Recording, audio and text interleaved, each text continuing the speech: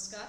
मी Prajakta Borse Gupte, sports आणि clinical nutritionist, yoga, meditation आणि fitness expert. तुमचं माझ्या लाईव्ह सिरीजमध्ये नाते जोडा निरोगी आयुष्याशी प्रश्न तुमचे मार्गदर्शन तज्ज्ञांचे मध्ये खूप खूप स्वागत.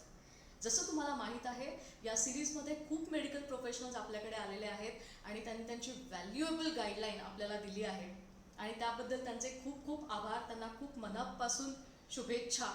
आणि ते कोविड ड्युटी करून सुद्धा फ्रंटलाईनवर असून सुद्धा आपल्यासाठी महत्त्वाचा वेळ काढून सगळ्या प्रश्नांना त्यांनी छान उत्तरं दिली आहेत आणि आपल्या लाईव्ह सिरीजमध्ये त्यांनी छान सहभाग घेतला आहे. आपण जरी सहजा त्या तज्ज्ञांपर्यंत पोहोचू शकत नसलो तरी ते आपल्या मदतीसाठी ऑनलाईन आले आहेत आणि आपण घरी सेफ आहोत.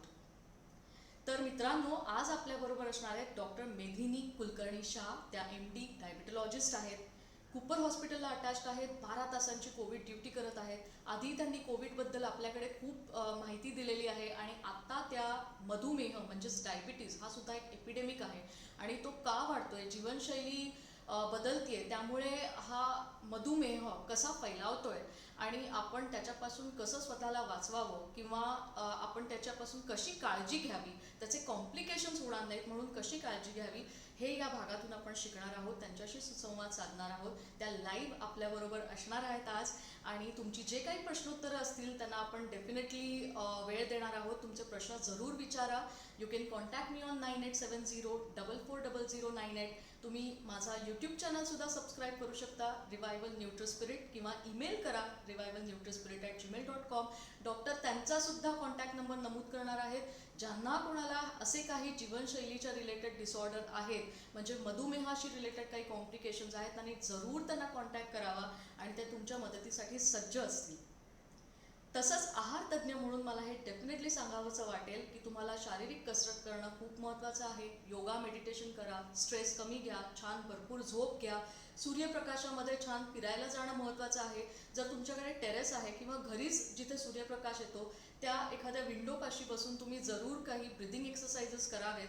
So stay safe, stay at home and still keep working out. तसंच हेल्दी इटिंग पॅटर्न हे असणं खूप महत्त्वाचं आहे आणि त्यामध्ये कुठच्या गोष्टींचा समावेश करावा हे आपण डेफिनेटली डॉक्टरांकडून सुद्धा ऐकणार आहोत आणि आपण त्यांच्याशी छान गप्पा मारणार आहोत.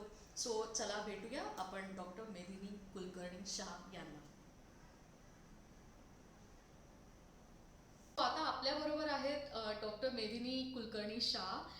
डॉक्टर मेधिनी, तुमचं माझ्या लाईव्ह सिरीजमध्ये खूप खूप स्वागत आणि तुम्ही इथे एवढा वेळ काढून आलात त्याबद्दल खूप खूप आभार. Thank you, Prajakta. Thank you for having me here. Okay. So doctor Medhini, मला आता तुम्ही सांगा की हा डायबिटीस म्हणजे नक्की काय आहे आणि हा कशामुळे होतो, किंवा टाईप 1 आणि टाईप 2 हे डायबिटीसचे जे दोन प्रकार आहेत ते नक्की काय आहेत? सांगते. टाईप 1 हा हा प्रकार जो आहे तो साधारणतः लहान मुलांमध्ये आढळतो. त्याचं बॅकग्राऊंड मोस्टली जेनेटिक असतं. जे ज्यांच्या आई वडिलांना जर डायबिटीस असेल लहानपणापासून तर त्यांच्या ऑफस्प्रिंगला पण, त्यांच्या मुलाला पण चान्स असू शकतो की लहान वयापासून डायबिटीस आहे चालू होतो. ह्या डायबिटीसला औषधं नाही काम करत. फक्त ह्या डायबिटीसच्या मॅनेजमेंटसाठी इन्सुलिन हा एकमात्र उपाय आहे. ते इन्सुलिन मधले वेगवेगळे टाईप्स आहेत, पण इन्सुलिन हा एकमात्र उपाय आहे. टाईप 2 डायबिटीस म्हणजे जो आपल्याला 30 किंवा 35च्या पुढे जो आढळतो तो that is type 2 diabetes. Type 1 जो आहे तो काही जेनेटिक प्रॉब्लेम्समुळे होऊ शकतो किंवा अजून काही ऑटो इम्युन, म्हणजे जेव्हा स्वतःचेच व्हाईट ब्लड सेल्स स्वतःच्या शरीराला अटॅक करायला लागतात त्याला म्हणतात, त्याला ऑटो इम्युन डिसीज म्हणतो. तर तसं ऑटो इम्युन प्रोसेसमुळे जर आपल्याच शरीराच्या WBCनी आपल्याच पॅन्क्रियाजला जर इन्सुलिन तयार करणाऱ्या ज्या सेल्स असतात, ज्या पेशी असतात, त्यांना डिस्ट्रॉय केलं, त्याच्यामुळे होऊ शकतो टाईप 1 डायबिटीस. त्यामुळे अर्थातच आपल्याला ह्याच्यासाठी इलाज हा म्हणजे फक्त इन्सुलिनच आहे. वेळोवेळी इंजेक्शन घेणं गरजेचं आहे, वेळोवेळी स्वतःची शुगर मॉनिटर करणंही गरजेचं आहे. तसंच जे टाईप 2 डायबिटीस आहे तो आपल्याला लाईफस्टाईलमुळे होतो. लाईफस्टाईल म्हणजेच आपलं ज्याला आपण जास्तपणे स्थायी काम, सेडेंटरी वर्क ज्याला आपण म्हणतो, की ज्याच्यामध्ये आपले साधारण आता सगळेच जॉब्स जे आपण करतो ते सगळे साधारण सेडेंटरी असतात. आणि जे सेडेंटरी नाही त्यांना पण बऱ्यापैकीच एक सेडेंटरी एलिमेंट आलेला आहे. म्हणजे आधी पूर्वी इव्हन सेल्स पर्सन जे होते ते आधी एकेकाळी त्यांचे बॅग्स वगैरे घेऊन डोर टू डोर चालत जायचे. आता तो प्रकार होत नाही. हो, बरोबर. आता ह्या टाइम मध्ये the only non-sedentary job is your house help, म्हणजे जे आपल्याकडे काम करायला जे मावशी येते ती, आणि दुसरं म्हणजे मॅन्युअल लेबरर्स. ते सोडलं तर साधारण सगळे जॉब आपले सेडेंटरीच आहेत. तुम्ही कितीही तुमचं ऑफिस मध्ये फिरणं होत असलं तरी पण that does not classify as an active और हार्ड वर्किंग जॉब. साधारण सगळे जॉब सेडेंटरी आहेत. आपल्याला सिटी लिव्हिंग मुळे असलेला जो ताणतणाव आहे तो एक म्हणजे नेहमीचाच प्रकार आहे तो. वेदर इट इज स्वतःची कार असून, स्वतःची BMW असून ट्रॅफिक मध्ये अडकणे, किंवा ट्रेन मध्ये चढायची ती स्ट्रगल. बरोबर. So what ever it is, कुठल्याही इकॉनॉमिक, सोशिओ इकॉनॉमिक क्लास मध्ये तुम्ही असलात तरी पण एक स्ट्रेस हा आहेच. आता तर लॉकडाऊन आणि इतर गोष्टींमुळे अजून स्ट्रेस तो होतोच. ह्या दोन गोष्टी सगळ्यात महत्वाच्या आहेत की ज्याच्यामुळे डायबिटीस होऊ शकतो.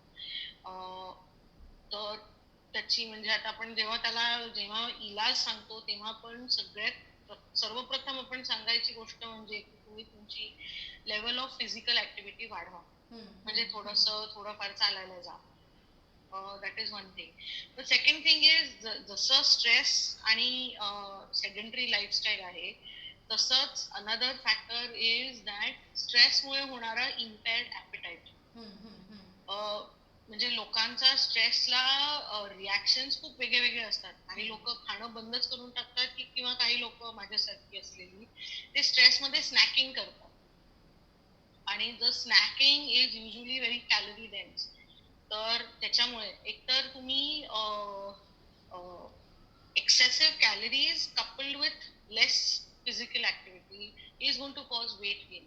And that is one of the most important things which causes diabetes, which is a major risk factor for diabetes. ह्या जर तिन्ही गोष्टी असल्या तर डायबिटीस होण्याचे चान्सेस खूप हाय आहेत. आम्हाला सगळ्याला हे ऐकायला आवडेल की हा डायबिटीस कशामुळे होतो. जसं आपल्याला माहिती आहे की पॅनक्रियास ही एक्झोक्राईन आणि एंडोक्राईन हे दोन्ही ग्लँड आहेत. त्यामुळे तिकडे आपल्याला पचनासाठी जे जरुरी असतात ते सगळे एन्झाईम सुद्धा तयार होतात. त्याचप्रमाणे इन्सुलिन सुद्धा तयार होत असतं. सो डॉक्टर मेदिनी आम्हाला सांगा की ह्या इन्सुलिनचं नक्की फंक्शन काय आहे, किंवा त्याचं डिसफंक्शनिंग कशामुळे होतो. हा जो इन्सुलिन रेझिस्टन्स आपण जो म्हणतो तो कशामुळे तयार होतो, आणि मग जी शुगर लेवल जी स्पाइक होते आपण ज्याला म्हणतो, किंवा हायपरग्लायसिमिया, हायपोग्लायसिमिया हे जे शब्द त्यावेळेला वापरले जातात की कंट्रोलमध्ये शुगर राहत नाही, त्याचं नक्की कारण काय आहे. Insulin is like the key. Okay. Insulin is like the key which unlocks the cell and allows the glucose to go inside. म्हणजे जर आपल्याकडे इन्सुलिनची गुरुकिल्ली नसली तर सेल्स मध्ये, प्रत्येका पेशीमध्ये ग्लुकोज जाणार नाही. आणि जर ग्लुकोज गेलं नाही तर त्या सेलला एनर्जी मिळणार नाही. बरोबर. ठीक आहे. जर एनर्जी मिळाली नाही तर थकवा जाणवतो, विच इज वाय डायबिटीसच्या इनिशियल ह्याच्यामध्ये म्हणजे तुमची टेस्ट करायच्या आधी कधी कधी पेशंट कंप्लेन करतात की मला खूप दमल्यासारखं वाटतं, मला त्राणच राहत नाही, किंवा मला खूप अशक्त वाटतं, किंवा मला खूप थकून गेल्यासारखं वाटतं आणि नुसतं झोपून राहावं असं वाटतं. असं का होतं? कारण आपल्याकडे इन्सुलिन नाहीये जे आपलं सेल्स ओपन करून त्याच्यामध्ये ग्लुकोजला एंट्री अलाउ करेल. So this is the basic mechanism of insulin. The insulin एकदा आलंय आणि त्याचं काम केलं म्हणजे जेव्हा एकदा सेल्स ओपन झाले आणि त्याच्या आतमध्ये ग्लुकोज गेलं की मग त्याच्यानंतर त्या ग्लुकोजचं एनर्जी तरी बनतं, your ATP which is the energy or it will get deposited. म्हणजे जसं आपल्याकडे पैसे असताना आपण दोन गोष्टी करतो, खर्च तरी करतो नाही तर सेव्हिंग तरी ठेवतो, आपल्या पर्स मध्ये जास्त वेळ राहत नाही. तर तसंच त्याच प्रकारे जर खर्च झालं नाही, जर एक्सेसिव्ह ग्लुकोज असलं तर ते होणार, ते स्टोअर होतं आणि स्टोअर करण्यासाठी your body packages it, repackages the glucose into fat आणि ते स्टोअर होतं. आता प्रॉब्लेम केव्हा येतो, जेव्हा हे जे डिपॉझिट्स आहेत म्हणजे जे फॅट डिपॉझिट्स, फॅटी डिपॉझिट्स जे झाले आहेत ते जर इन्सुलिनला झेपण्याच्या, इन्सुलिनच्या टॉलरन्सच्या पलीकडे गेलं तर प्रॉब्लेम होतो. त्याला आपण म्हणतो इन्सुलिन रेझिस्टन्स. म्हणजे पूर्वी जेवढा इन्सुलिन पुरत होतं तेवढं आता पुरत नाही. कारण पूर्वी जेव्हा suppose when there were suppose say 10 fat cells, okay, so 10 insulin was enough, okay, and your pancreas was happy making 10 insulin. But now what is going to happen is when the fat is going to increase from 10 to suppose say 20, तुमचं insulin is also going to proportionately increase आणि त्याच्यामुळे तुमच्या पॅनक्रियाजवर ताण पडतो की किती बनवणार insulin. ठीक आहे. सो ह्याला म्हणतात इन्सुलिन रेझिस्टन्स. ऑल्दो इन्सुलिन जास्त आहे, इन्सुलिन जास्त तयारही होत आहे, इन्सुलिन जास्त रिलीजही होत आहे, पण त्याला त्याचं काम करायला रेझिस्टन्स आहे. So that is the basics, that is the main reason of why diabetes starts. Okay. आपण काही म्हणजे आता पेशंट जर असतील तर त्यांना माहिती असेल की डायबिटीस हा काय ओव्हरनाईट होणारा आजार नाही. म्हणजे मलेरिया किंवा टायफॉइड आपल्याला कसा एकाएकी होतो, तसं डायबिटीस हा काही एकाएकी होणारा आजार नाहीये. वर्षानुवर्षांपासून जर हे रसायन चालूच राहिलं असंच आणि तुमचं मेटाबॉलिझम असंच चालू राहिलं तर eventually your pancreas are going to get tired and are going to give up. तेव्हा इन्सुलिन एफिशियंट व्हायला लागतं. किती दिवस करणार एक्स्ट्रा काम? तुमचंच एक्झाम्पल घ्या, लॉकडाऊन मध्ये तुम्ही किती एक्स्ट्रा कामं केली आणि आता शेवटी म्हणालात ना आता कंटाळा आला, मी नाही करणार काहीच. Our pancreas also respond like that. किती करणार एक्स्ट्रा काम, बस. आणि मग त्याच्यानंतर इन्सुलिन एकदा तयार होणं बंद झालं की मग होतो डायबिटीस. ह्याला म्हणतो आपण टाईप 2 डायबिटीस.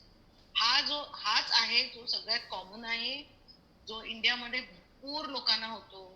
सिटी मध्ये राहणाऱ्या लोकांना एस्पेशली भरपूर जास्त इन्सिडेंट यायचा. म्हणजे साधारण around after the age of 45, after beyond the age of 45, the incidence of diabetes is about 1 in every 7 people will have diabetes.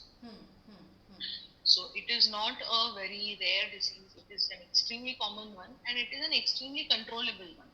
असं काही नाहीये की एकदा झालं म्हणजे आता संपलंच. So getting a diagnosis of diabetes is usually very distressing to the patient. कारण आपण सगळ्यात पहिलं म्हणजे सांगतो भात बंद करा किंवा सगळं गोड पदार्थ बंद करा.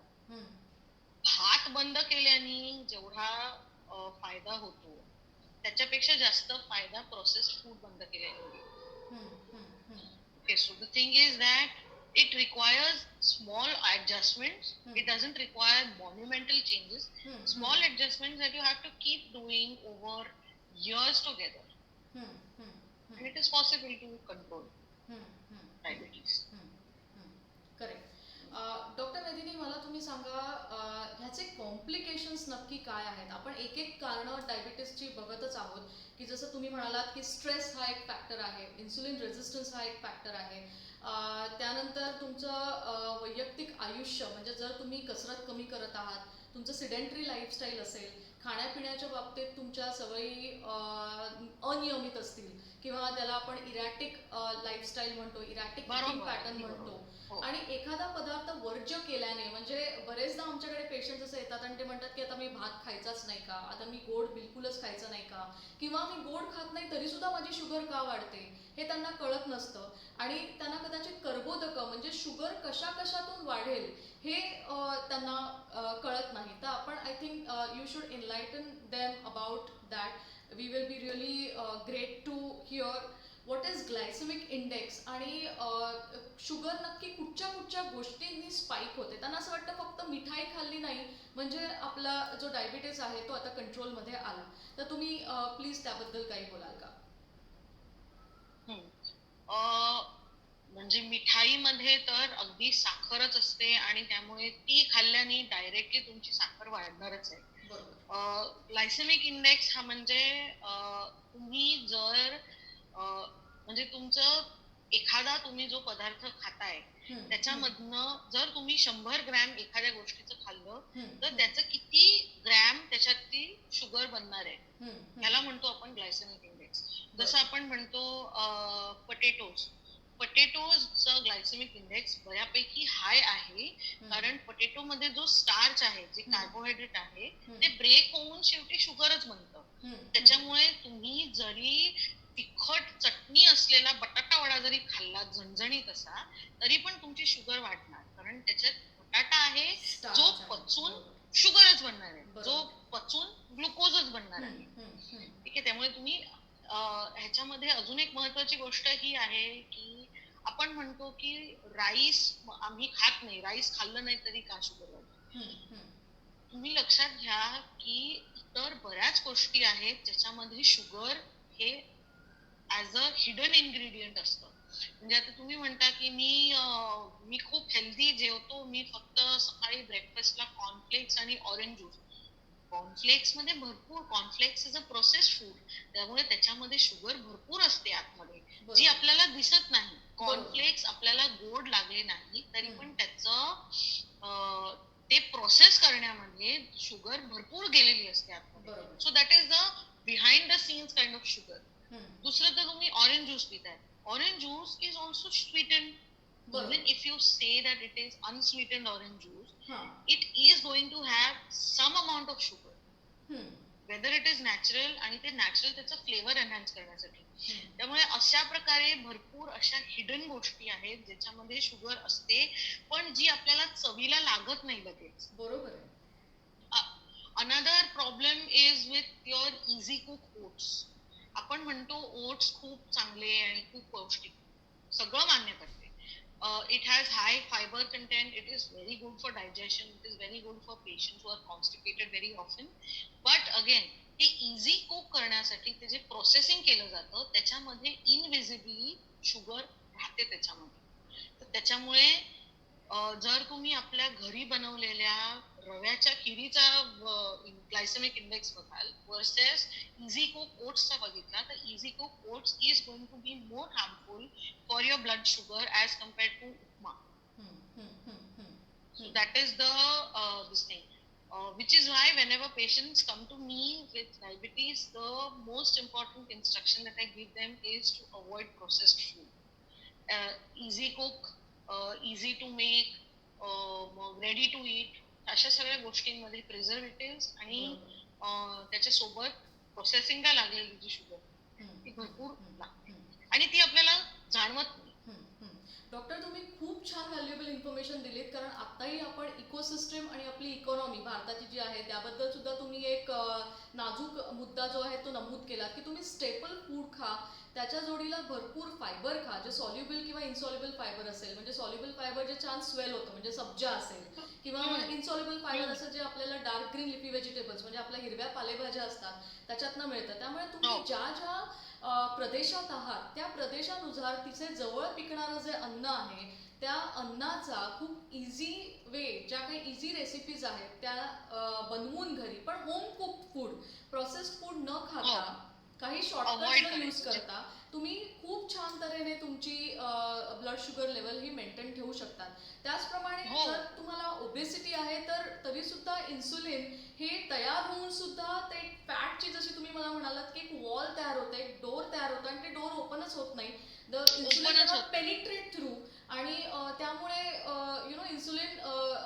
रक्तामध्ये जी शुगर आपली वाढलेली असते ती कमी करण्याचं जे काय काम आहे त्याचं, तर ते करू शकत नाही. डॉक्टर, तुम्ही खूपही छान व्हॅल्युएबल इन्फॉर्मेशन देताय.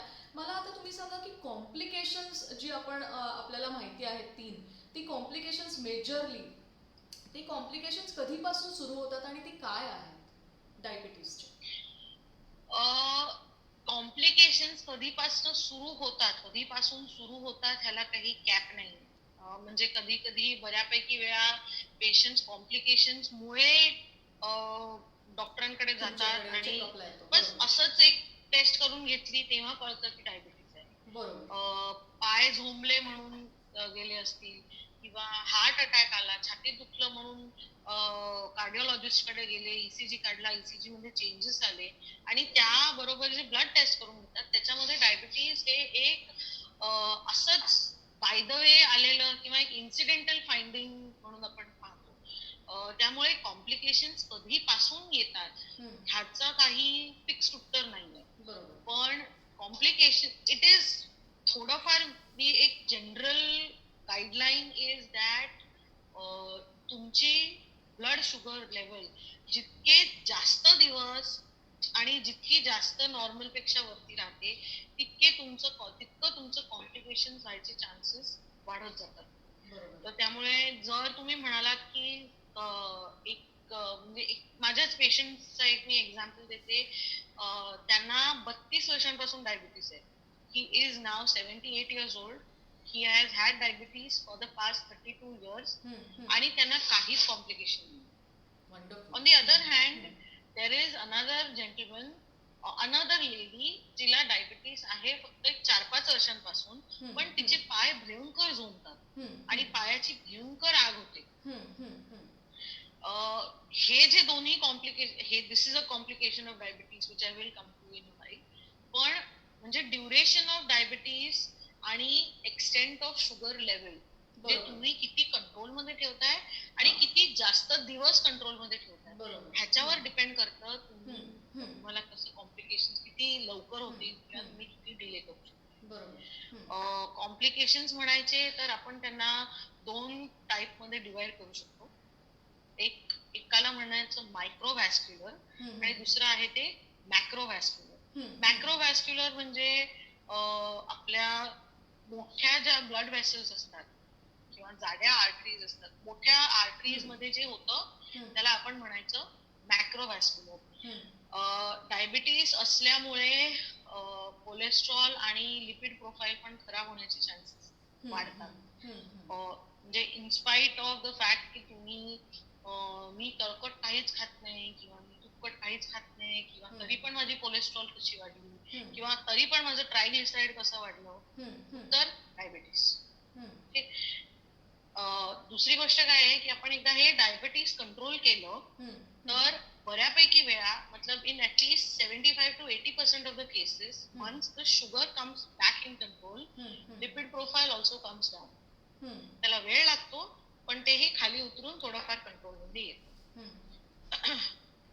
मग दुसरं तर आपण म्हणतो की जर माझं कोलेस्ट्रॉल हाय नाही तरी पण मला कोलेस्ट्रॉल कमी करायचं किंवा स्टॅटिन ज्याला आपण म्हणतो ते कशाला दिलं जातंय, कारण डायबिटीसमुळे तुमचे मॅक्रोव्हॅस्क्युलर कॉम्प्लिकेशन तसेही वाढत चालले. मॅक्रोव्हॅस्क्युलर कॉम्प्लिकेशन म्हणजे जसं मी तुम्हाला सांगितलं कोलेस्ट्रॉलच्या गाठी होऊ शकतात. बरोबर. आणि त्या तुमच्या रक्तवाहिन्यांमध्ये बसतात आणि रक्तवाहिन्यांमध्ये बसल्या जर तुमच्या हार्टच्या रक्तवाहिन्यांमध्ये बसलं तर तुम्हाला तर त्याला आपण म्हणतो हार्ट अटॅक. जर if a blood clot or to put it more scientifically accurately, if there is a lipid plaque in the blood vessels which supply the heart itself, तर तुम्हाला हार्ट अटॅक होऊ शकतो. जर तेच आपल्या तुमच्या ब्रेनच्या ब्लड वेसल्स मध्ये झालं तर स्ट्रोक होऊ शकतो. बरोबर. तर त्याच्यामुळे आपण कोलेस्ट्रॉल नॉर्मल असलं तरीही स्टॅटिन हे देतो, कारण हे दिल्यामुळे ते जे ब्लड क्लॉट्स आहेत म्हणजे किंवा जे ते प्लाक्स आहेत, लिपिड प्लाक्स आहेत, ते प्लाक्स कंट्रोल मध्ये राहतात. बरोबर. त्याच्यासाठी आपण ते मेडिसिन चालू ठेवतो. दुसरा क्वेश्चन असा येतो की तुम्ही आम्हाला काहीच नसताना, म्हणजे मला कधी आधी another question which I get from my patients, doctor मला कधी हार्ट अटॅक आलेला नाही, किंवा मला कधी लकवा आलेला नाही, किंवा मला स्ट्रोक किंवा पॅरालिसिसचा अटॅक कधी आलेला नाही, काहीच प्रॉब्लेम झाला नाहीये, तरी पण तुम्ही मला रक्त पातळ करण्याचं औषध का देताय, किंवा प्लेटलेटला बंद करणे, इनिबिट करण्याचं औषध का देताय. रिझन इज द सेम, की एक तर बिकॉज ऑफ डायबिटीस असल्यामुळे तुमचं जे मेकॅनिझम आहे ज्याच्यामुळे ब्लड क्लॉट होतं, that becomes a little hyperactive. Okay. शिवाय another analogy which I like to use is, तुम्ही एका ग्लासातनं पाणी ओतताय वर्सेस एका ग्लासातनं साखरेचं पाणी ओतताय, जास्त थिक कुठलं असणार? साखरेचं पाणी असणार आहे. साखरेचं पाणी. तसंच जर डायबिटीस असला, तो पण थोडा आउट ऑफ कंट्रोल असला, तर तुमचं blood is going to be a little bit more thick as compare to, or easily clottable as compare to a regular patient. त्याच्यासाठी म्हणून आपण हार्ट अटॅक येऊ नये, किंवा स्ट्रोक येऊ नये, किंवा अजून काही प्रॉब्लेम होऊ नये म्हणून आपण रक्त पातळ करण्याचं औषध आणि कोलेस्ट्रॉल कमी करण्याचं औषध हे दोन्ही ऍज अ रुटीन प्रॅक्टिस तरी देतोच. एस्पेशली साधारण एक 45 to 50 इयर्सच्या मधले जे पेशंट असतात त्यांना, म्हणजे तुम्ही जर त्यांचा एज ग्रुप बघितलं तर it is very typically in a vulnerable sort of stage. त्यांना स्ट्रेस खूप असतो, लोकांच्या डोक्यावरती EMIs आहेत, लोन्स आहेत, मुलांची शिक्षणं आहेत, आणि शिवाय स्वतःच्या जॉबचं स्ट्रेस आहे. त्याच्यामुळे ते सगळं मिळून it becomes hotbed for, it becomes like a ready mix sort of thing for getting any kind of complication. So I am thinking from the point of view of preventing it. तुम्ही तिकडे नंतर काहीतरी होऊन तुम्ही हॉस्पिटलमध्ये गेलात आणि नंतर तिकडे त्या स्टेंटच्या मागे 2-3 लाख रुपये खर्च केले, ह्याच्यापेक्षा एक रक्त पातळ करण्याचं औषध आणि एक कोलेस्ट्रॉल कमी करण्याचं औषध घेणं हे सोपं नाही का? बरोबर. So that is the reason why we give this. दुसरं आहे, दुसऱ्या प्रकारचे कॉम्प्लिकेशन्स आहेत मायक्रोव्हॅस्क्युलर कॉम्प्लिकेशन. मायक्रोव्हॅस्क्युलर म्हणजे जिथे आपल्या कॅपिलरीज खूप जास्त. Capillaries are hair thin blood vessels which supply each and every individual cell of the body. Microvascular, हे capillary bed is mostly seen in the retina. तिकडे खूप फाईन ब्लड वेसल्स असतात जे तुमच्या रेटायनाला ब्लड सप्लाय करतात. मग असे खूप फाईन ब्लड वेसल्स आहेत आपल्या किडनीमध्ये. तर अगेन लाईक आय सेड की आपण जसं हे डायबिटीस वाढत जातो तसं सर्क्युलेशन इम्पेअर होत जातं. जसं शुगर वाढत जातं एस्पेशली, तसं तुमचं सर्क्युलेशन इम्पेअर होत जाणार. कारण remember the analogy of water versus sugar water, तसं सर्क्युलेशन किंवा ब्लड फ्लो हा डायबिटीस मध्ये जास्त स्लगिश होऊ शकतो, especially if the diabetes is out of control.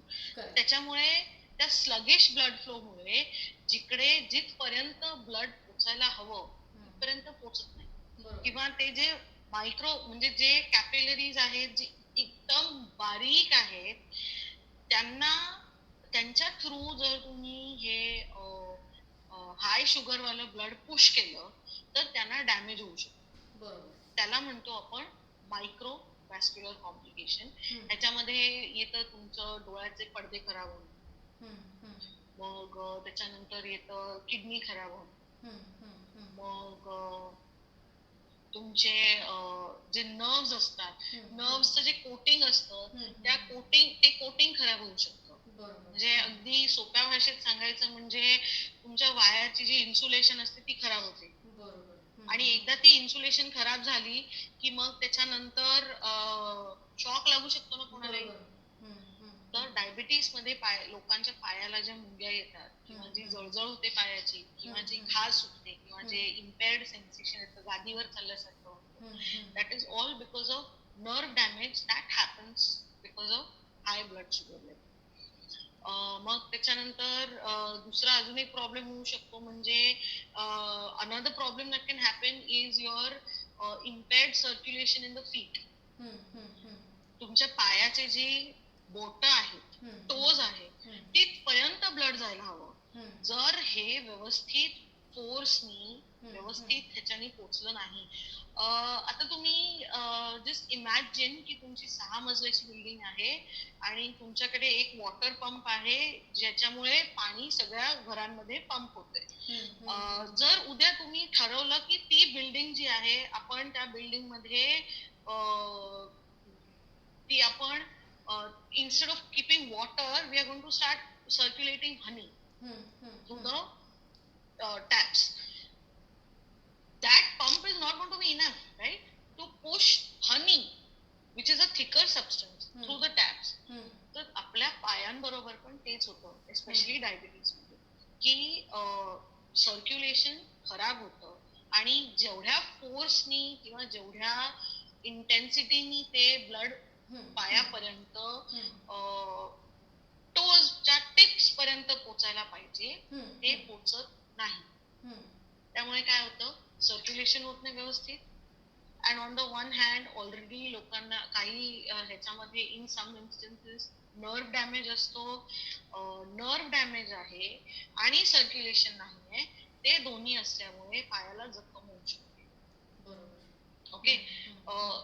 Nerve damage असल्यामुळे काय होतं की आपल्याला कधी कधी सेन्सेशनच येत नाही, म्हणजे आपल्याला किती लागलंय किंवा किती चटका लागलाय किंवा काय झालंय हे आपल्याला कळतच नाही. तर त्याच्यामुळे जखम राहते आणि शिवाय ती जखम सर्क्युलेशन होऊन त्याच्यातनं dirt or whatever is there over there is not getting flushed out because the circulation is not blood is not reaching up till there. तर त्याच्यामुळे ही जखम पायाला लागलेली जखम एस्पेशली डायबेटिक्सना पायाला लागलेली जखम ही भरायला जास्त वेळ लागतो. आणि जर ते भरलं नाही किंवा जर ते इन्फेक्शन आपण इग्नोर केलं तर ते बोन्स पर्यंत जातं आणि एकदा बोन्स पर्यंत गेलं तर ते कंट्रोल करणं खूप कठीण. त्याच्यामुळे आपल्याला ते बोट कापून टाकावं. त्याला आपण म्हणतो नॉन ट्रॉमॅटिक अँप्युटेशन, जे आपण बाय चॉईस करतोय. त्या पेशंटला काही ट्रॉमा झाला नाहीये किंवा ऍक्सिडेंट झाला नाहीये किंवा कुठे काही पडला नाहीये की काही. It is purely because of diabetes that we are having to chop off his toe. त्यालाच आपण आय थिंक गँग्रीन असं सुद्धा गँग्रीन म्हणजे जर इन्फेक्शन बोन पर्यंत गेलं आणि सर्क्युलेशन नाही, नर्व डॅमेज असल्यामुळे इन्फेक्शन बोन पर्यंत जायला वेळ लागत नाही. Basically gangrene is just something that is absolutely not repairable. गँग्रीनला एकच उपाय आहे, तो म्हणजे अँप्युटेशन. हे झाले आपले मायक्रो आणि मॅक्रोव्हॅस्क्युलर कॉम्प्लिकेशन. ह्या पलीकडे as I have seen and as I have red also, as I have studied also, की प्रत्येक गोष्टीचा इन्सिडेन्स हा डायबेटिक पेशंट्स मध्ये जास्त आहे. म्हणजे whether it is heart attacks, whether it is stroke, whether it is kidney failure, whether it is amputation, ह्या तर नॉर्मल म्हणजे ह्या तर आपल्याला युज्युअल गोष्टी वाटतात. पण even dental infections are more common in diabetic patients. मग depression is more common in diabetic patient. साहजिक आहे, कारण तुम्ही बऱ्याच वेळेला त्यांना जे आवडतं ते जेवण पूर्ण वर्ज्य करून टाकतात. So that also affects the mood. Another thing is the constant need for medication, the constant need for, controlling yourself. That is also something that causes more incidence of depression in diabetics as compared to non-diabetics. मग त्याच्यानंतर दुसरा issue असा होतो की infection. कुठलाही infection हा diabetic patients मध्ये जास्त कॉमनली होतो. Whether it is urine infection, whether it is throat infection, as simple as throat infection, it is more common in diabetics, and that is another reason why they are in distress or because mood off होतो basically. अगदी सरळ साध्या गोष्टीत शब्दात सांगायचं. आपल्याकडे म्हणजे आता माझे एक सर सांगायचे, कसं माणूस चंद्रावर पोहोचला आणि आता तर मार्स वरती पण पोहोचला, पण अजूनपर्यंत आपल्याला काही डायबिटीसचं क्युअर हे काही मिळालं नाही.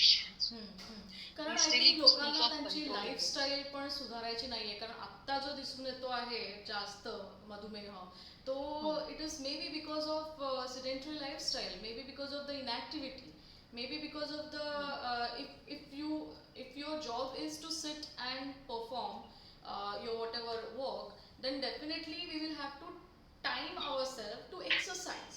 आणि ही गोष्ट कदाचित आपल्याकडून होत नाहीये, किंवा खूप साध्या शब्दात सांगायचं तर जसं तुम्ही मला म्हणालात की कन्व्हिनियंट फूड आपण शोधतो, आणि मग त्याच्यामुळे जरी एखादा क्युअर असला, म्हणजे जसं आपण म्हणतोय की आहार सुद्धा एक कन्झर्वेटिव्ह मॅनेजमेंट म्हणून आपण बघतो, पण डेफिनेटली त्याचा इफेक्ट होण्याकरता एक थोडंसं एक शिस्तबद्ध किंवा डिसिप्लिन लाईफ जे आहे ते खूप महत्वाचं. अगदीच, म्हणजे शिस्तबद्ध इज व्हेरी करेक्ट.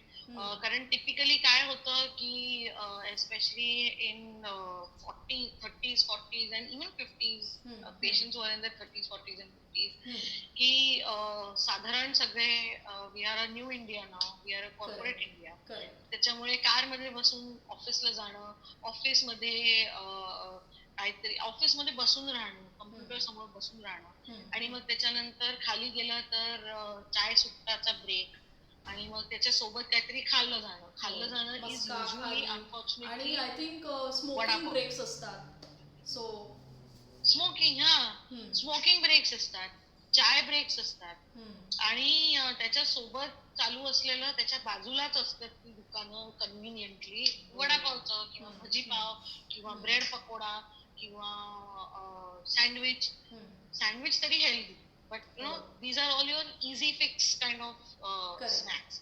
आणि मग नाहीतर तो चाटवाला शेवपुरी. आणि मग त्याच्यानंतर परत वरती जाणं, परत बसणं, आणि परत त्याच्यानंतर लंचला जाणं, लंच मध्ये काहीतरी something at the cafeteria, and then you finish lunch and then you go back to your chair and you again sit. Correct. And all these buildings, wherever we live, is not hardly any building must be there ज्याच्यामध्ये lift नाहीये. प्रत्येक building मध्ये lift असते, त्याच्यामुळे आपल्याला सगळं इतकं सोयीस्कर झालंय. म्हणजे on one hand it is very good, but on the other hand it is also giving rise to illnesses, it is also giving rise to diabetes, it is giving rise to heart disease, it is giving rise to blood pressure problems. त्याच्यामुळे एक उपाय, मतलब one thing that you can do is choose healthier snacks. म्हणजे instead of vada pav, maybe just take an occasional batata vada. Maybe they can go for idli. Maybe I think sandwich would be better if they can load it sandwich with would be vegetables. Vegetables.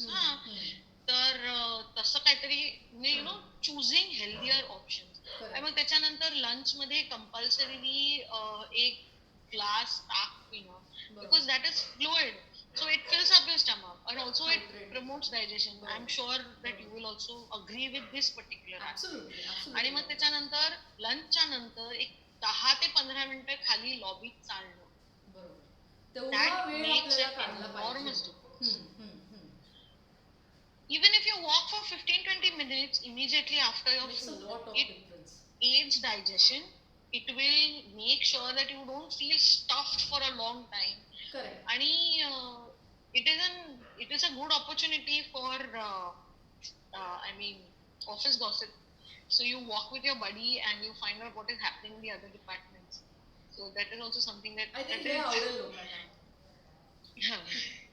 So that is also something that is doable. In addition to that, म्हणजे एकदा once you are done doing this, then you make sure that you get up from your desk every half an hour or 45 minutes. Just काही नाही तर just stretch on the spot and sit back down. It's okay. पण तेवढं तरी करा. पायाची हालचाल करू शकता. आणि म्हणजे this is small things that will go a long way. Sort of like a system, like you know those SIPs.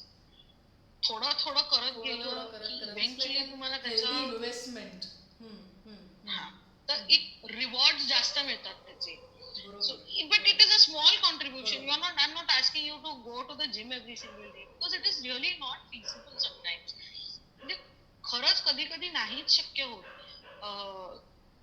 घरी 9 वाजता पोहोचल्यावर 9:30ला जिमला जा आणि मग 10:30ला जेवा आणि मग त्याच्यानंतर परत झोपून उठून सकाळी 7 o'clock you are out again, 7 o'clock, 8 o'clock you are out again.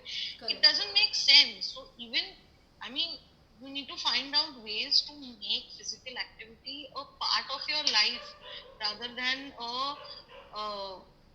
part of your daily activities, rather than setting aside a particular time slot. म्हणजे सकाळी 1.5 तास जिम करणार आणि त्याच्यानंतर ऑफिसला जाणार. असं करण्यापेक्षा तुम्ही थोडं जास्त एफर्ट जर ह्याच्यामध्येच केलं तर तुम्हाला ती जिमची इन्व्हेस्टमेंट कमी लागेल. Is my opinion. Yes, correct correct. Doctor, मला तुम्ही सांगा की एखाद्याला आता डायबिटीस आहे हे त्याने कसं ओळखावं, किंवा काय त्याचे सिम्पटम्स असू शकतात की ज्याच्याने ते तुमच्यापर्यंत पोचलेच पाहिजेत किंवा दे शुड सी यू? डायबिटीसचे तसे काही विशेष सिम्पटम्स असे नसतात. म्हणजे आपण म्हणजे म्हणतो ट्रेडिशनली की भूक जास्त लागणं, तहान जास्त लागणं, जखमा न भरणं, ह्या गोष्टी डायबिटीसमुळे होऊ शकतात. पण तसंच असंही होऊ शकतं की काहीच नाहीये, अगदी काहीच नाहीये आणि घरातल्यांबरोबर ब्लड टेस्ट करून घेतली तेव्हा निघालं डायबिटीस, असंही होऊ शकतं. पण साधारणपणे वेट मध्ये खूप ड्रास्टिक फरक होणं, म्हणजे एका महिन्यात खूप सारं वेट लॉस होणं किंवा अचानक खूप सारं वेट गेन करणं, ह्या गोष्टी असू शकतात. हे this is one important thing. The second thing is, as I mentioned earlier, tiredness, exhaustion. म्हणजे काहीच नाही करायचं, नुसतं असं टीव्ही समोर असंच पडून राहायचंय, ही जी एक फिलिंग असते, लथार्जी किंवा sluggish. Lethargy, exactly. Lethargy is the best most perfect word. Fatigue आणि लेथार्जी, ह्या दोन्ही गोष्टी. मग त्याच्यानंतर तहान जास्त लागणं, पण again this is not very specific. तहान ही जास्त कधी कधी ऊन, म्हणजे if it is too hot also then you feel thirsty. So it is not a very reliable indicator. Urination सुद्धा रात्री जास्त होतं असं बऱ्याच पेशंट्स मध्ये. युरिनेशन जास्त होतं. Excessive thirst, excessive hunger and excessive urination. Excessive urination दिवसा झालं तरी आपण त्याच्याकडे तेवढं लक्ष देत नाही, कारण आपल्याला असं वाटतं ठीक आहे पाणी प्यायलो असेल किंवा ठीक आहे आता चहा प्यायलो, whatever, it gets ignored throughout the day. But the night time urination आपल्या लक्षात येतं, कारण आपल्याला तेवढ्या वेळा झोपेतनं उठावं लागतं. तर त्याच्यामुळे आपल्याला लक्षात येतं की excessive urination. It doesn't specifically cause excessive urination during the night, but we notice it because we have to get up. Correct. So that is another symptom. मग त्याच्यानंतर स्किन इन्फेक्शन्स मुळे कधी कधी डायबिटीस लक्षात येतो. म्हणजे ऍब्सेस झाला आहे किंवा गळू झाला आहे किंवा फोडी झाल्याच्या उतरतच नाहीये किंवा जातच नाहीये, 7 दिवस झाले औषधं घेऊन तरी काही फरक पडत नाही, किंवा एक छोटीशी जखम असली आणि ती अचानक मोठी झाली किंवा अचानक त्याच्यात पस आला किंवा असं काही झालं, that is another indication of diabetes. मग त्याच्यानंतर कधी कधी डायरेक्टली कॉम्प्लिकेशन्स बी येऊ शकतात. म्हणजे पायाला खूप मुंग्या येणं, जळजळ होणं, दम लागणं किंवा पायाला सूज येणं, जे होऊ शकतं किडनी प्रॉब्लेम्स. कधी कधी तसं डायरेक्टली प्रेझेंट करू शकतं, कारण अनकंट्रोल शुगर आहे, कळलंच नाहीये, त्यामुळे डिरेक्टली तुम्ही कॉम्प्लिकेशन्स कडे वळता. कॉम्प्लिकेशन सकटच आला. पण that having been said, I will say this also, that complications असलेलं म्हणजे तुम्ही what matters is not the presence of complications, what matters is that तुम्ही त्याला किती व्यवस्थित कंट्रोल करताय. बरोबर. म्हणजे there is a very well known saying about this, whenever you detect diabetes you should hit hard and hit early so that it remains under control. So initially if your doctor is choosing to give you medicines, more medicines, किंवा जर दुसरी गोळी add केली किंवा जर तिसरी add केली तर तुम्ही एवढं लक्षात घ्या की that is to prevent further damage. म्हणजे पुढे होणारा जो प्रॉब्लेम आहे तो आपण आताच प्रिएम्प्ट करून त्याला कंट्रोल करतोय. त्यामुळे आपण एखादी गोळी जास्त दिली जाते. शिवाय अनदर थिंग इज की काही पेशंट असतात ज्यांची sugar, fasting sugar 350, post lunch 400-450 पर्यंत गेलेली असते. जेव्हा डिटेक्ट होतं तेव्हा लगेच. तर इन दिस केस किंवा डिटेक्ट होऊन आपण जर औषधं दिली आणि ते कंट्रोल झालं नाही, तर इनिशियल स्टेज मध्येच आपण जर एक महिनाभर किंवा साधारण एक मॅक्सिमम ऑफ 3 मंथ्स जर इन्शुलिन घेतलं तर खूप पटकन कंट्रोलमध्ये येतं डायबिटीज. खूपच पटकन कंट्रोलमध्ये येतं आणि त्याला जास्त इव्हेंच्युअली नंतर जास्त औषधं लागत नाही. ह्याला एक the analogy, the example that I give is, जर तुमच्या पायाचं फ्रॅक्चर झालं असेल तर तुम्ही तुबडी घेता ना, क्रचेस घेता की नाही. बरोबर. That doesn't mean that you're going to be using crutches for the rest of your life, right? Correct. It is only till your leg heals. Correct. तर तसंच you just, when your sugar is this high, you just give a little bit of rest to your pancreas. Give insulin from outside. Let your pancreas recover. आणि मग त्याच्यानंतर एकदा पॅनक्रियासने फुल recovery केली त्याच्यानंतर तुम्ही insulin बंद करू शकता आणि मॅक्सिमम एक गोळी दिवसात 2दा वरती तुम्ही कंट्रोल मध्ये राहू शकता. बरोबर. करेक्ट. सो डॉक्टर, मला आता तुम्हाला विचारायला आवडेल की एक समराईज आपण करूया की त्यांनी आहारामध्ये कुठच्या गोष्टी घेतल्या पाहिजेत. आपल्या दर्शकांना आपण डेफिनेटली एक समरी देऊया की आहारामध्ये आपण कुठच्या गोष्टींचा समावेश करूया. आणि दुसरी गोष्ट म्हणजे रिस्क फॅक्टर्स जे आता तुम्ही म्हणालात की जसं आपण त्यांना सांगत होतो की तुम्ही जितकं लवकर डॉक्टरांकडे जाल आणि तितकी त्याची ट्रीटमेंट लवकर केली जाईल आणि definitely you can control diabetes really very well. Apart from that, yes. We need to also tell our viewers about your contact number. So I request you की तुम्ही तो डेफिनेटली तुमच्या कॉमेंट सेक्शन मध्ये टाका, म्हणजे प्रश्नोत्तराचा सेशन मध्ये definitely त्याचा खूप चांगला वापर होईल. त्यांना ज्यांना कोणाला तुमच्यापर्यंत पोहोचायचं आहे, तुमच्या क्लिनिक मध्ये यायचं आहे, त्यांना तुमच्यापर्यंत येता येईल. आहारामध्ये जसं डॉक्टर म्हणत होते तसं फायबरचा वापर जरूर करा. तुमचे जे प्रोसेस्ड फूड आहेत, कॅन्ड फूड आहेत, त्यांचा वापर कमी करा. जे खूप जास्त सॉल्टी, ऑइली, स्पायसी फूड आहेत त्याचा वापर न करता आपण कुठचेही पदार्थ आहेत ते होम कुक्ड खावेत, हे आपण जेव्हा म्हणत आलो आहोत. डेफिनेटली तुम्ही त्या सल्ल्याचा जरूर विचार करा. जे व्यायाम तर रोज केलाच पाहिजे आहे आणि खूप छान तऱ्हेने डॉक्टरांनी सांगितलंय की जरी कॉर्पोरेट लाईफ असलं तरी सुद्धा मधला वेळ जो तुम्हाला मिळतो तो तुम्ही कसा व्यतीत करता आणि तुम्ही किती ऍक्टिव्ह राहता. जसं मी मध्येही म्हटलं होतं की डेस्कटॉप योगा मी मध्ये दर्शकांना शिकवला होता. सो तुम्ही त्याचा वापर करू शकता. थोडंसं काही स्ट्रेचिंग केल्याने सुद्धा काही कॅलरीज बर्न होतात आणि जी एक इनॅक्टिव्हिटी कम्प्लिटली आलेली असते ती definitely we can just cut that off. At the same time मला हे सांगायला आवडेल की तुम्ही अळशी आहे, मेथी सीड्स आहेत, आपली नाचणी आहे, राजगिरा आहे, ह्याचा जरूर तुम्ही वापर करा. जे आपले इंडियन फूड्स आहेत त्याच्यामध्ये सुद्धा खूप छान प्रॉपर्टीज आहेत आणि they can be a really good super food for the diabetes. At the same time staple food.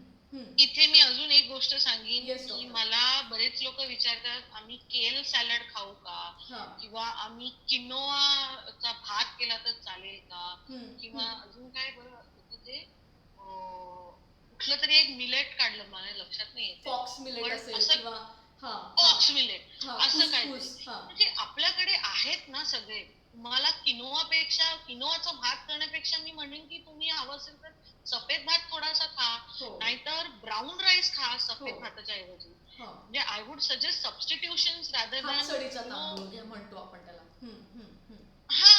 आणि मग त्याच्यानंतर फ्रुट्स मध्ये तुम्हाला ड्रॅगन फ्रूटच पाहिजे, कशाला पाहिजे. आपल्याकडे पेर आहे, आपल्याकडे नासपती आहे, आपल्या देशात उगवणारे ऍपल्स आहेत. मी तर म्हणेन सगळी सीझनल फ्रुट्स आहेत ती त्या वेळेला त्या सीझन नुसार त्या ऋतुचर्येनुसार तुम्ही खाल्लीत. एक्झॅक्टली. बरोबर. जर तुम्ही बाकीचं सॅलड्स वगैरे घेतलेत व्यवस्थित, इनफॅक्ट मी म्हणेन की हा मसल वेस्टिंग सुद्धा डिसऑर्डर आहे, त्याच्यामध्ये मसल लॉस सुद्धा होत असतो. जसं तुम्ही म्हणालात की पटकन वजन हो कमी सुद्धा कधीतरी होतं. तर आपल्याला प्रथिनांचा वापर करायलाच हवा आहे. डॉक्टर, तुमचं ह्याच्यावर काय म्हणणं आहे? हो म्हणजे हो. नॉन व्हेजिटेरियन आहेत त्यांनी नॉनव्हेज मधले जे काही प्रथिनं आहेत, की ते अंड हम्म, असेल किंवा चिकन असेल, तर ते लीन चिकन म्हणजे एक्स्ट्रा फॅट्स जे आहेत ते काढून, आणि त्या जोडीला सगळीच हम्म. आपली धान्य कडधान्य. आय थिंक आपला आहार जो आहे तो खूप चौरस आहार आणि सकस आहार आहे. तुम्ही बघितलं तर अगदी बरोबर. पूजेच्या वेळेला आपण कुठच्या गोष्टी कुठे पानामध्ये वाढाव्यात, म्हणजे सगळे षड रस जे असतात, 6 रसा अगदी शुड बरोबर. गो इन आवर सिस्टीम. सो असं म्हटलेलं आहे, आणि आय हम्म, थिंक त्याला खूप सायंटिफिक रिझन सुद्धा आहे. सो डेफिनेटली अगदी ह्याचा बरोबर. आपण वापर केला तर त्याचा खूप छान फायदा होऊ शकतो. डॉक्टर, मला तुम्ही सांगा की जेस्टेशनल डायबिटीज जो आपल्याला आता दिसून होतो आपल्या पेशंट्समध्ये, आपण बघताना जो प्रेग्नन्सीमध्ये डायबिटीज होतो, त्याबद्दल तुम्हाला काही सांगावंसं वाटेल का? जेस्टेशनल डायबिटीज मुळे आईपेक्षा जास्त बाळाला जास्त हार्म होऊ शकतो. हम्म, हम्म, तर त्याच्यामुळे the patient of gestational diabetes should understand that she is not doing this to cure herself. She हम्म, is doing this to protect her child. Sorry. Gestational diabetes असलेल्या आईला तिचं मूल जास्त हेवी होऊ शकतं. म्हणजे ज्याला आपण बिग बेबी म्हणतो literally. Whereas the normal child should weigh between 2.5 and 3.5 kilos, a diabetic baby will often weigh as much as 3.5 to 4.5 kilos. आणि तेवढं बेबी नॉर्मली डिलिव्हर होणं हे खूप पेनफुल प्रोसेस आहे. त्याच्यामुळे फोरसेप्स लावून बेबीचं हेड बाहेर काढणं किंवा सिझेरियन सेक्शन करणं हे जास्त ह्याचे जास्त चान्सेस असतात. कॉम्प्लिकेशन्स त्याच्यामुळे असतात. अगेन जेस्टेशनल डायबिटीस मध्ये फारशा आपण मेडिसिन्स फारसे देऊ शकत नाही. आणि डाएट कंट्रोल करणं हे पण थोडं कठीण होऊ शकतं, कारण बरोबर. प्रेग्नन्सीमध्ये ऑलरेडी इतका नॉशिया असतो, हम्म, इतकं इरॅटिक ॲपेटाईट असतं, क्रेविंग्ज असतात हम्म, आणि नॉशिया होत असतो, वॉमिटिंग होतं इन द इनिशियल डे. बरोबर. त्याच्यामुळे आपण जास्त डाएट कंट्रोल करणं हेच is the best way. Like you eat fruits, unlimited amount of fruits, you eat unlimited amount of protein rich substances. फक्त लिमिट होतं ते ऍक्च्युअल कार्बोहायड्रेट, बरोबर. म्हणजे भात आणि वरण. हम्म, ओके. ऍज कम्पेअर्ड, म्हणजे जर तुम्ही आधी भात आणि वरण घेत असला तर ती प्रोपोर्शन रिव्हर्स करावी. बरोबर. Again small modifications. But gestational diabetes मध्ये प्रॉब्लेम असा होतो की बेबीला दुसरे कॉम्प्लिकेशन्स होऊ शकतात. It is not just a big baby. Big baby is something that you can do बरोबर. Caesarean section and get the baby out. Hmm, त्या बेबीला पुढे फ्युचरमध्ये डायबिटीस आणि ओबिसिटी व्हायचे चान्सेस जास्त असतात. मग त्या बेबीला लर्निंग डिसेबिलिटी व्हायचे चान्सेस असतात more than a regular baby. तर त्याच्यामुळे जेस्टेशनल डायबिटीज मध्ये आहार कंट्रोल करणं हे सगळ्यात बेस्ट आहे. Plus you can really tell a pregnant woman to do a lot of exercise, right? So the best exercise she can do is walk hmm, in pregnancy. Hmm, इतर वेळेला आपण gym सांगू किंवा इतर वेळेला आपण सायकलिंग, स्विमिंग सांगू शकतो, पण प्रेग्नन्सी मध्ये त्यातलं काहीच होऊ शकत नाही. त्यामुळे वॉकिंग, आणि plus walking is also not going to be very fast. You can't do brisk walking. I mean it is physically impossible to do brisk walking when your stomach is hanging out like that. Hmm, त्याच्यामुळे strolling, but you have to do it more frequently. Hmm, hmm, hmm, this is one this thing. अगदीच control एवढं करून पण जर control नाही राहिला हम्म, तर इन्सुलिनचे इंजेक्शन घ्यायची गरज पडू शकते. हम्म, किंवा एकच एक टॅबलेट आहे मेटफॉर्मिन नावाचं, हम्म. ते देऊ शकतो, but in a smaller dose than what is usually otherwise recommended. Prajakta, तुम्ही एक्सरसाइजचा मला म्हणालात. I remember that I remember just now that I have to tell the viewers something very important. Diabetes मध्ये तुम्हाला जर आय कॉम्प्लिकेशन्स असतील whether it is retinal damage or whether it is cataract, you should avoid lifting. Okay, no weights if you are going to if you have eye problems, because when you do this, that's a scientific reason ahe, but it can increase your chances of further retinal damage, retinal bleeding, or as we say, retinal hemorrhage. त्यामुळे no weights if you have any eye related complications. Light weights if you have heart problem. Heart problem असताना आपलं your non cardio exercises like your isometric exercises is not very good for your heart, whether it is ischemic heart disease, whether it is your any heart rhythm trouble, whether you have a pacemaker, whatever it is, no weights or very light weights. Okay, maybe a maximum of 15 to 20 kilos and not too many reps with that. तिसरा तर again in case of kidney trouble असताना पण weights करणं is not very healthy, because it will cause release of your muscle protein. It will cause, in usual circumstances सगळं चालतं, पण kidney खराब असताना जे काही एक्सरसाइज करून जे मेटाबोलाइट्स तयार होत आहेत ते व्यवस्थित एक्सक्रीट होत नाही, ते अक्युमुलेट होतात, and that can be poisonous. So that is why again in kidney damage very less weights. Okay, मग अजून एक आहे, जर पायाचा काही प्रॉब्लेम असेल, जसं न्यूरोपॅथी. हायपोग्लायसेमिया म्हणजे नक्की काय, आणि हे जेनेटिक सुद्धा असू शकतं का? हायपोग्लायसिमिया म्हणजे जेव्हा तुमच्या रक्तातली शुगर लेवल कमी होते, 70 मिलीग्रॅम्स पर डेसिलिटर पेक्षा कमी होते, तेव्हा आपण त्याला हायपोग्लायसिमिया असं म्हणतो. आणि हायपोग्लायसिमिया हा काही जेनेटिक प्रकार विशेष नाहीये. हायपोग्लायसिमिया हा तुमच्या औषधांमुळे होऊ शकतो, किंवा तुम्ही औषधांचा टायमिंग व्यवस्थित न केल्यामुळे होऊ शकतो, किंवा एखाद वेळेस जर इन्सुलिन घेत असला तर इन्सुलिनचा डोस जर थोडा जास्त झाला तर त्याच्यामुळे होऊ शकतो. हायपोग्लायसिमियाचे सिम्पटम्स साधारण ह्याचे असतात, म्हणजे आपल्याला जेव्हा एन्झायटी होते किंवा जेव्हा भीती वाटते तेव्हा कसे सिम्पटम्स येतात, तशा टाईपचे सिम्पटम्स येतात हायपोग्लायसिमियाला. कारण आपल्या ब्रेन असं सिग्नल पाठवतं की मला जेवण नाहीये, काय चाललंय. So it is essentially an alarm bell. So that is why छातीत धडधडणं, घाम फुटणं, हाताला ट्रेमर्स येणं, अगदी फाईन ट्रेमर्स येणं, मग त्याच्यानंतर चक्कर येणं, डोळ्यासमोर अंधारी येणं, अचानक खूप भूक लागणं, तुला खाऊ का, मला खाऊ असं वाटणं, मग त्याच्यानंतर भीती वाटणं, ह्या सगळ्या गोष्टी लो शुगर लेवलमुळे होऊ शकतात. पर्टिक्युलरली जर रात्रीच्या वेळेला शुगर लो झाली तर ह्या गोष्टी आपल्या म्हणजे पेशंट्सच्या पण कोणाच्याही लक्षात येत नाही. जोपर्यंत शुगर लेवल अगदीच खाली जाऊन तुमचा ब्रेन तुम्हाला उठवत नाही झोपेमधून, तोपर्यंत कधी कधी हायपोग्लायसिमिया झालाय हे कळतही नाही. आणि ह्याच्यासाठी आपण सांगत असतो की जर ग्लुकोमीटर असला, जर इन्सुलिन घेत असलेले पेशंट एस्पेशली, त्यांनी ग्लुकोमीटर ठेवायला हवा, आणि त्यांनी ग्लुकोमीटरनी सकाळी 3 आणि 4च्या मध्ये एकदा शुगर चेक करून बघावी. कारण मग आपल्याला अंदाज येतो की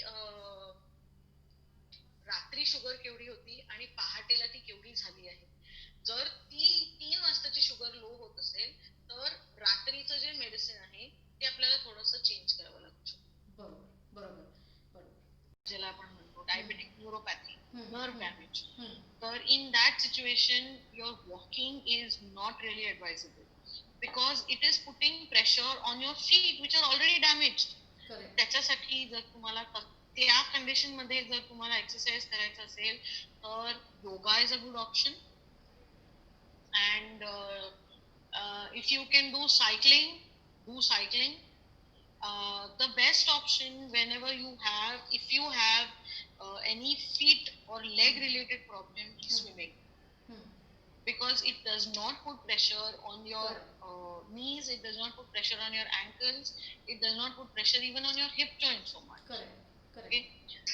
आणि फूट वरती पायाच्या जो म्हणजे सोल वरती प्रेशर येत नाही, तर त्याच्या in that situation especially if there is foot problem, then swimming or cycling is swimming preferably and cycling second choice. माझ्यासारख्या लोकांना स्विमिंग येत नाही तर त्यामुळे cycling. So that is something that needs to be done. Okay, so even when you're exercising, it is not one size fits all. Just like how your diet is not one size fits all, tasach exercise is not one size fits all. Correct. So you need Has to to be remember customized, this even has when to you're be- going to the gym. बरोबर. So doctor, तुम्ही जसं म्हणत होतात की व्यक्ती तितक्या प्रकृती, त्यामुळे प्रत्येकाची केस ही बरोबर. वेगळी असणार आहे, प्रत्येकाचं डाएट, प्रत्येकाची ट्रीटमेंट, प्रत्येकाचे कॉम्प्लिकेशन्स हे वेगळी असणार आहेत. त्यामुळे त्यांनी आहारामध्ये काय घ्यावं, कुठल्या गोष्टींचं सेवन करावं हे सीझननुसार, ब्लड ग्रुपनुसार, त्यांच्या कॉम्प्लिकेशन्सनुसार, त्यांच्या अगदी लाईफच्या फेजनुसार, म्हणजे त्या प्रेग्नन्सीमध्ये तो डायबिटीस झाला आहे तर ज्युवेनाईल डायबिटीस आहे जो लहान मुलांमध्ये जन्मतात, जो टाईप 1 मध्ये आपल्याला मेजरली दिसून येतो. आणि डेफिनेटली त्याच्यामध्ये सुद्धा कन्झर्वेटिव्ह मॅनेजमेंट खूप महत्त्वाची आहे. तुम्ही डॉक्टर प्लीज आम्हाला याबद्दल जास्त काही सांगाल का? ज्युवेनाईल डायबिटीज कसा कंट्रोल करता येईल? कारण लहान मुलांना हा झालेला असतो आणि त्यांना सांगणं की साखर खाऊ नका, आणि त्या इन्सुलिन डिपेंडंट आहे हा, त्यामुळे तुम्ही प्लीज याबद्दल काही सांगाल का? माझे सर सांगायचे की खाऊ दे त्यांना साखर, कारण एवढ्या लहान मुलांना, म्हणजे जे अगदी 10-12 वर्षाचे आहेत किंवा 9-10 वर्षाचे आहेत, त्यांना तुम्ही नाही सांगू शकत. Like when all the kids' friends are eating chocolates and eating cake at a birthday party, you can't say that no, you refuse cake. It is impossible. Juvenile डायबिटीजमध्ये जसं एक इन्सुलिनचा डोस दिल्यानंतर ते नॉर्मलाइज होऊ शकतं, पण जर त्या मुलाला त्याची हॅबिट लागली किंवा सवय लागली की बाबा मी समोसा आणि मी कोल्ड्रिंक्स घेतली, बेशिस्तपणा चालेल. हां, म्हणजे एक बेशिस्तपणा जी मुलं करतात की पिअर प्रेशर तसंही आहे, आणि मग एक इन्सुलिनचं इंजेक्शन घेतलं की सगळं नॉर्मल होतं, तर त्याकरता मग हळूहळू त्या मुलाला आपण कसं वळणावर त्याची गाडी आणावी? साधारणतः मी जी मुलं पाहिली आहेत टाईप 1 ची, त्यांना स्वतःलाच खूप जाणीव असते, खूप म्हणजे खूप ग्रोनअप असतात, ते खूप मॅच्युअरली वागतात, स्वतःहूनच सांगतात की मैं नहीं खाऊंगा. म्हणजे there was one 6-year-old child who had come to me just once, आणि तो म्हणाला होता, मी त्याला विचारलं पण होतं खातोस का काहीतरी, तुला खावंसं वाटतं का काहीतरी किंवा काय, तर तो स्वतःहूनच म्हणाला नहीं, मैं तो सबको बोल देता हूँ मुझे डायबिटीज है, मुझे नहीं खिलाओ ऐसी सारी चीजें. तो मैं म्हटलं तू तेरा मजाक नहीं उड़ता, आपका मजाक नहीं उड़ाते फिर बच्चे? तो बोला नहीं, सब बच्चे भी मुझे मतलब वो बोलते हैं अच्छा ठीक है तू मत खा, तू कुछ और खा ले. एक हेल्थ अवेअरनेस तयार झाला usually- याचा अर्थ. युजली त्या मुलांना एक सेन्सिटिव्हिटी शिकवणं गरजेचं आहे, की म्हणजे तू खोटं बोलायची गरज नाहीये किंवा उगाच्या उगाच थापा मारायची गरज नाहीये, पण तू you have to set your boundaries, की हे मला चालेल आणि हे ह्या बाउंड्रीच्या पलीकडे मला चालणार नाही. हे पेरेंट्सनी आणि डॉक्टरनी मिळून त्या मुलाला काउन्सिल करणं गरजेचं आहे. म्हणजे it is a very delicate balance, कारण आपल्याला on one hand we have to make sure that the child remains healthy, की म्हणजे शुगर जास्त वाढायला नाही पाहिजे for the rest of it the child's life. And on the other hand there is also the this thing की अरे यार बच्चा आहे यार, किती आपण त्याला रिस्ट्रिक्शन घालणार, किती आळा घालणार. तर हा बॅलन्स दररोज मेंटेन करणं हे फार गरजेचं आहे. दुसरं तर अजून एक इम्पॉर्टंट गोष्ट की टीनेजर्स हे जुवेनाईल जेव्हा टीनेजर्स होतात तेव्हा अजून जास्त इरॅटिक होऊ शकते शुगर. त्यामुळे जास्त फ्रिक्वेंट ग्लुकोज मॉनिटरिंग आणि डॉक्टर व्हिजिट्स आर रिक्वायर्ड. कारण एक तर हॉर्मोन्स येतात बाहेर जे आतापर्यंत जे जुवेनाइल्स मध्ये नसतात, आणि those hormones can cause damage to the sugar control, म्हणजे शुगर वाढू शकते त्याच्यामुळे, कारण की ते सगळे स्टेरॉइड हॉर्मोन्स असतात जे आपले आहेत.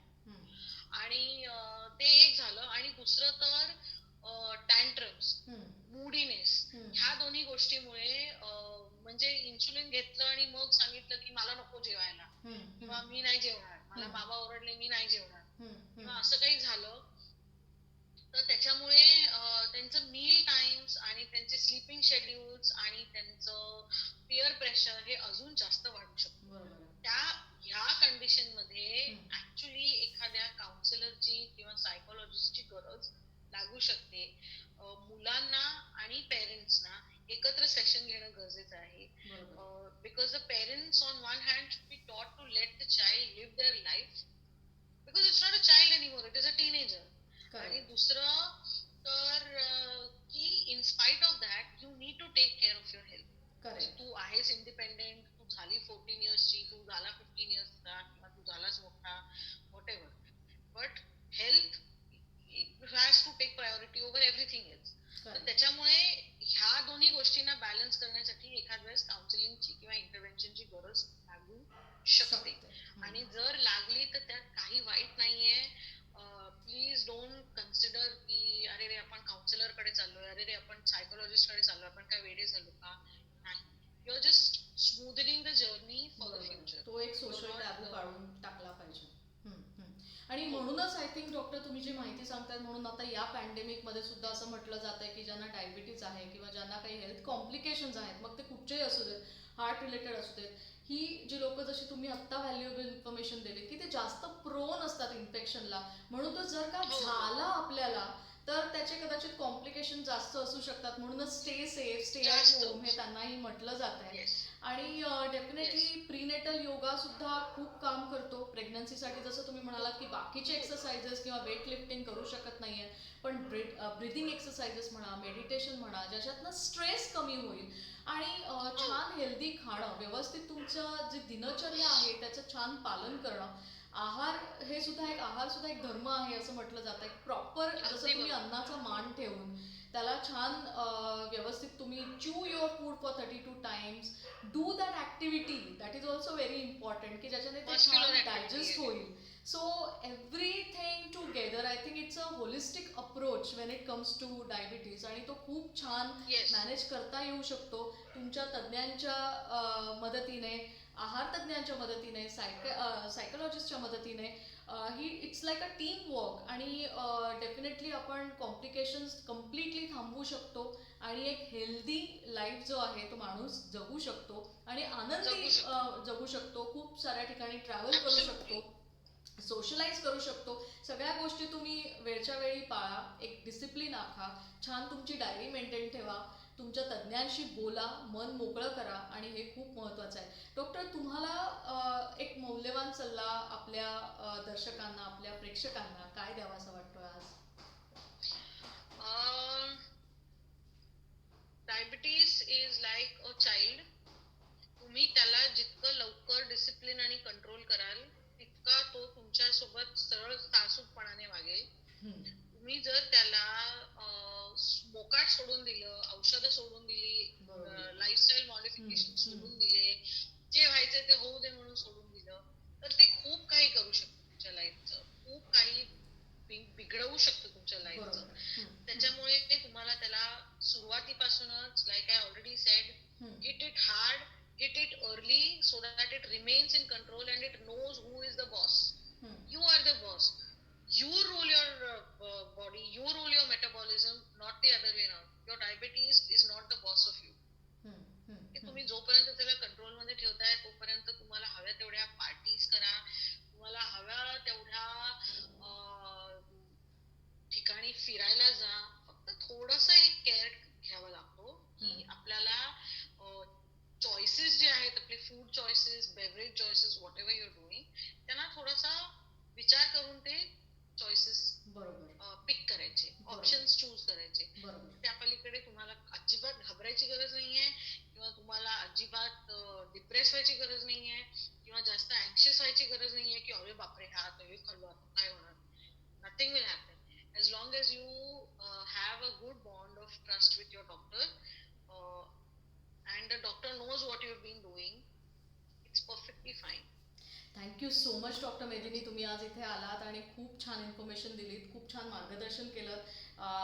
आपण डेफिनेटली जे आपल्याला प्रश्न येत आहेत, मला व्हॉट्सॲपवरती काही प्रश्न आलेले आहेत, आपण त्यांचं डेफिनेटली उत्तर कॉमेंट सेक्शनमध्ये देणारच आहोत. आणि तुमचा नंबर जो नमूद केला आहे त्यावरती आपले जे दर्शक आहेत ते तुम्हाला कॉन्टॅक्टसुद्धा करू शकतात. कन्झर्वेटिव्ह मॅनेजमेंटसाठी definitely they can contact me. Yoga, meditation, breathing exercises हा खूप महत्त्वाचा भाग आहे आणि त्याचे काही व्हिडिओज ऑलरेडी अपलोड केले आहेत. तुम्ही definitely subscribe to my YouTube channel Revival Nutrispirit, त्याचा तुम्हाला खूप फायदा होईल. नमस्कार डॉक्टर.